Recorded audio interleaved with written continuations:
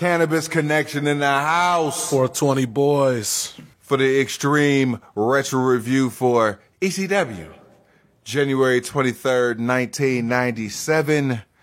57 minutes and 28 seconds for Extreme Retro Review number 247. If you have the coveted, illustrious, and highly elusive tape trader version of this show. My man to the right of me watches this show via the WWE Network, and momentarily he's going to give you his thoughts and views as well as the time from that streaming service that is $9.99. So, the date for the WWE Network was January 21st, 1997, and the time was 47 minutes and 21 seconds, and I feel like after last week's show when the Surgeon General said that ECW could be bad for your health, like you probably should start mentioning that when you tell people you listen to the tape traders and shit, because I think like that's like the law or something. When the Surgeon General say something, and if you promote it, you gotta disclose that the Surgeon General say you might die if you watch the tape trader, or at very least become a vegetable. Nevertheless, I digress. So yeah, like I said, 47 minutes, 21 seconds. The show was good again. Picked up nicely from last week. This show had one of the best openings that ECW's had in a long time. I was very thrilled for the show to start like that. So I would definitely recommend it, and also the Eliminators are in there, so if you're a fan of the Eliminators, stay tuned for that. So we start off with Joey in the ring opening the show. He starts to speak, but he stops to warn Tommy Dreamer, who's at the Eagle's Nest, that the Triple Threat are behind him. Yeah. To no avail, though, because the Putz gets beat up. Yeah. Multiple garbage can shots by the Undead Bulldozer and a single-arm DDT on the can by the franchise Shane Douglas. Oh, they beat the shit out of him. Speaking of trash, they throw him off the Eagle's Nest to the platform below, and they all celebrate. Yes, rightfully so. Damage Control, a man who looks like Francois Petit, tend to Tommy. Terry Funk comes out to throw chairs at the Triple Threat, and he scurries the heels off and then runs over to Tommy Dreamer. Yeah, he's very frightening. The place where Tommy Dreamer is at is very narrow. Tommy gets loaded onto the gurney, bloody as shit.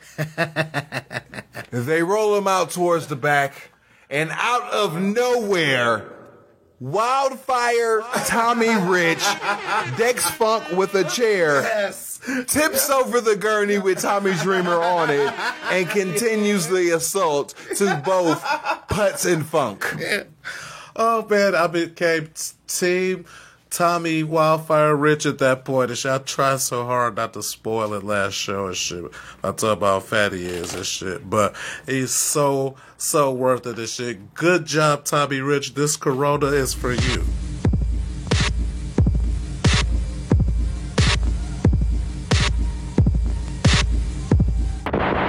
We come back to a frazzled Joey Styles as he starts the show over, and he brings out Taz and Fonzie. Taz claims that he ain't hurt no more. Fonzie talks shit. Taz tells Joey to hug the corner and shut the fuck up. The crowd chants Sabu, and Taz replies that you're going to have to yell a little louder because he's 90,000 miles away because he's so loyal to the ECW fans. Nice fanny pack, Taz. He talks shit about Rob Van Dam, too. Rob Van Dam is in Japan as well as Sabu, and when he could be in Philly, getting choked out by Taz. And as far as Sabu goes, whenever Paul gets the balls to make the call, whenever Sabu gets the balls to sign the match, Taz will tear him limb from limb in 5 minutes. The crowd chants bullshit. Taz starts to talk, but he's like, man, fuck Sabu. I felt that shit.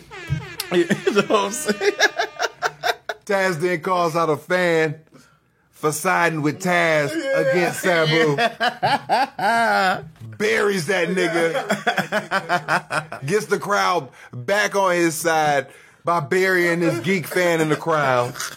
Just old-fashioned heat that I love. Oh, shit. The super fans clap like bitches, led by OG Sign Guy and the Neck Beast. Oh, what's up, Neck Beasy? Oh, man, you know what I'm saying? Especially when it feels good to be back. I know I said that last week and shit, but spoiler alert, we record this shit the same day and shit. Surprise. So it still feels good to be back and shit. At any time, I could see Neck Beasy making a complete and utter fool of himself, especially when he goes into full seal mode and shit with the you know what I'm saying? Like it brings me joy. Like, you know what I'm saying? Just to see somebody nerd out so hard like that. Like it makes my heart sing and shit. We have an ECW spot for the November to Remember 1996, recounted by us in Extreme Retro Review number 231. You're welcome. We have bumpers for February 1st, February 7th, February 8th, and March 1st, 1997. Shout out to the motor outside. Thank you. And this week on the Hardcore Hotline, we have an interview with a returning Extreme superstar. Raw results will be posted before they air, and it's put up or shut up time. Come on, somebody. Will ECW be on pay-per-view this week on the Hotline for $1.99 per minute? From ECW Home Video, we have a spot for Extreme Warfare Volume 2, recounted by us in Extreme Retro Review number 243. You're welcome. We come back to a match. ECW World Tag Team titles. The Eliminators, Perry Saturn, John Cronus versus Axel Rotten and Devon Dudley. We have Taz on color commentary. I must note the last time he was on color was Extreme Retro Review number 125, Enter the Sandman. You're welcome. Okay. Taz puts the champs the fuck over and buries Axel Rotten and Devon Dudley at every opportunity. I can see why he did Axel for sure. Claims that they've never been in the gym. He calls them fat asses. I want to say he was beta testing his shtick back then. So when Taz talks about in shoot interviews that he was working the announce team out of nowhere, it's a complete lie. He was working this shit back in 1995 and 1997, respectively. Shout out to 1995 and 1997 Hot Stuff Hollywood. Oh man, yes indeed, because we definitely get better, and me in particular. Extended Squidash. Axel eats telegraphed elimination. Yes! For the win. I gave it 2.5 stars. Post-match, they do the karate respect thing to Taz. Taz reciprocates. HW, your thoughts? Oh shit! Speaking on the last part real quick and shit, that was real dope and shit. You know what I'm saying? How they bow to each other and shit. You know what I'm saying?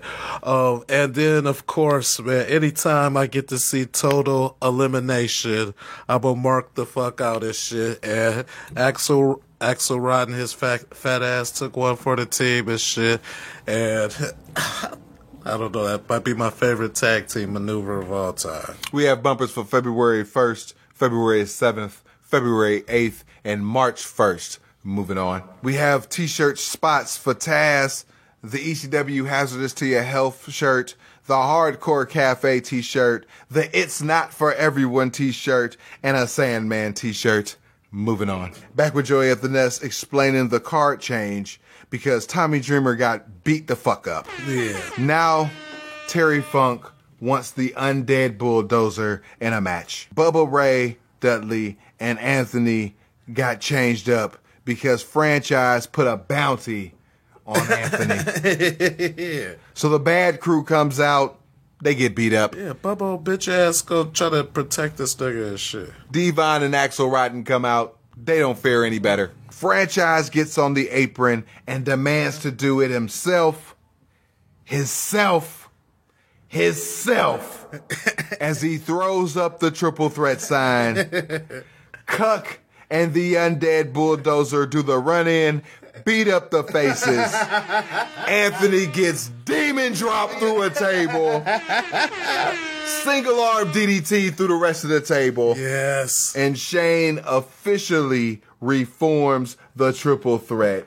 HW take. Oh, man, when they threw up the John Cena sign and shit, like, I marked the fuck out and shit. Like, it's just like, oh shit, my bad. Crazy as fucking shit that, you know, I don't know, like, that anti-monitor shit, like, I guess he went to the future and shit, became the franchise, and took the hand signal for a triple threat and all that shit from John Cena and shit. Anyway, I still ask the question, why Cuck Candido? Like, it's like you remember in school when they, kindergarten, they ask you which one doesn't belong and shit? You know what I'm saying? One of these things is not the same. You know what I'm talking about? Like, Candido looks like Shane's son. Maybe that. Francine ends the segment by telling everyone to kiss her ass. I love this bitch. We have a February 1st spot, a Taz, Sandman, t-shirt spot, House of Hardcore spot, February 7th, February 8th, and March 1st bumper to end that Shilorama. Moving on. From ECW Home Video, we have Natural Born Killers, recounted by us in Extreme Retro Review number 215. You're welcome. We come back to Desperado by the Eagles. Terry Funk versus the Undead Bulldozer Brian Lee is coming up next. All right, so you don't have to put any names on this and shit, but have you ever used the bathroom or seen a toilet behind a bitch that dropped a deuce and was on her period and forgot to flush and shit? Absolutely not. When I was working at Executive Caterers and shit, I used to clean up. I was on the cleaning crew over third shift and shit, and man, bitches is so fucking disgusting. Like, so that anyone who's had that experience and shit, that is the embodiment of Terry Funk and shit. So that's what I saw on the screen. Like, I had flashbacks. Like, I thought I was 19 again and shit, cleaning bathrooms and shit. So this nigga came, like, you ever seen like Tales, Twilight Zone or some shit, like a nigga fall asleep and did like his worst nightmare just come to life and start fucking with him and shit. We have a BWO t-shirt spot moving on. We have a Raven t-shirt spot moving on. We have a February 1st Taz Hack t-shirt spots, House of Hardcore spot, Catalog Shield, February 7th, 8th, and March 1st bumper moving on. So we come back with Terry Funk versus the Undead Bulldozer Brian Lee.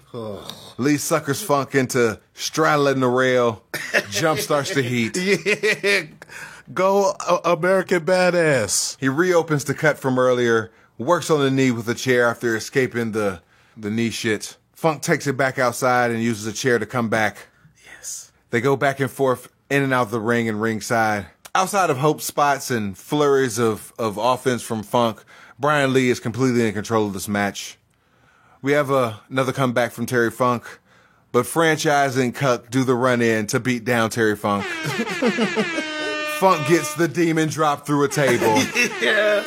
Triple threat roll him in for the pin, for the win. I gave it 3 1/4. Lee gets on the mic and shoves Mullinope down to the ground. And I bumped it up to 3 3/4. HW, your thoughts of the match?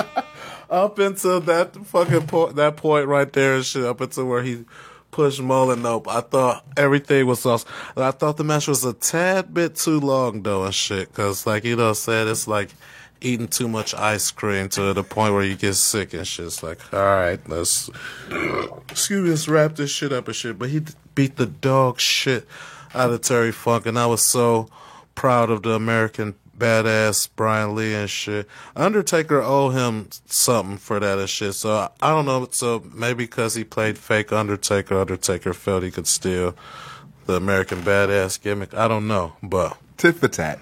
That's fair. But so, only thing is, somebody paid him to be fake Undertaker. WWF paid him to be fake Undertaker. I mean, and Vince paid Undertaker to be fake American badass. Touche. The real American badass and undead bulldozer Brian Lee then grabs the mic and says, I quote, Terry Funk, I know your daddy would roll over in his grave knowing his little girl got his ass whipped. Yes. Hashtag dead. Oh, man, so fucking awesome. Oh, man, I am a Brian Lee mark for the rest of my life. He then continues on and says, Mr. Legend, you're looking at a legend killer. Funk then talks shit, but he gets headbutt. It's no sold. Funk slaps him back down and chokes Lee with the mic until Franchise and Cuck get him the fuck out of there. I bumped it up to a 4. HW, your thoughts of the post-match shit? See, what Brian Lee and the Triple Threat need to keep in mind is Terry Funk's demon butt packed and shit. So, like, he allowed him too much time to regenerate and shit, because most normal people are not recovering that fast, no matter what's going on, to be able to fight that nigga off and absorb headbutts and shit. Unless, you know, said you got that deal going with Beelzebub, and then, you know, said you see how that shit manifests and shit. So when you beat that nigga down and shit, you gotta lock him in a coffin and bury that bitch and pour cement in the hole and shit. You know what I'm saying? Joe Gertner is once again hosting Hype Central, but he stops because he has a hair out of place.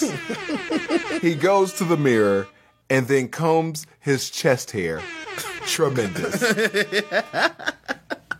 Well done, Joel. From ECW Home Video, we have the Terry Funk Classic Edition series. And he's teaming with Stan Hansen versus Big Abby and Kevin Sullivan at Ultra Clash. Recounted by us, Extreme Retro Review number 26. Oh, you're definitely not welcome on that. He's teaming with his brother, Dory Funk Jr. versus the Public Enemy in a barbed wire match at Heatwave 1994. Recounted by us in Extreme Retro Review number 75. Worse and worse squared. And he's finally having his one-on-one face-off in ECW versus Cactus Jack at Hostile City Showdown 1995. Recounted by us in Extreme Retro Review number 120. You're welcome. We also have February 1st bumpers, a House of Hardcore shield, a catalog shield, a ECW t-shirt that's hazardous to your health, Brian Pillman? an ECW not for everyone t-shirt, February 7th, 8th, March 1st, and we end the Shilorama with a blue WO, with a BWO t-shirt spot. Moving on. Back with Joey at the Nest detailing the franchise and Francine's exploits since Heatwave 1996 on July 13th. When Shane re-tapped into the power of the Anti-Monitor and destroyed the Pit Bulls. Recounted by us in Extreme Retro Review number 207. Oh, you are so super very welcome. Then he shook Gary up in a body cast at Stipomania. Recounted by us in Extreme Retro Review number 223. Oh, shit. You're joyously welcome on that one. Putz was going to go for the TV title, but he got trash canned and thrown off of the balcony. Anthony got demon dropped, as he would have been the natural replacement for Putz. So there's no more immediate challengers for Shane's World Television title, thanks to the Triple Threat. Joey then throws it to the ring where the franchise and the head cheerleader are standing. Franchise in the ring. Francine looking skankalicious as ever, as Shane tells the Penguin, a.k.a. Geek Ortiz, to beat it. Francine then grabs him by the earlobe and ears him out of the ring. LOL. Get your ass up out of here. Shane then knocks out Finnegan for no reason whatsoever.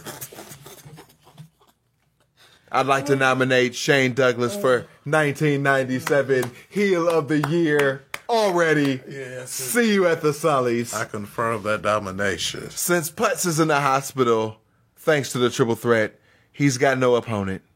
He's looking for a fight, so somebody come on down and get beat up by the franchise. And then a tall man in a mask, lucha style, walks down the aisle. Shane Douglas then says, "Who is that? Juventud Guerrera?"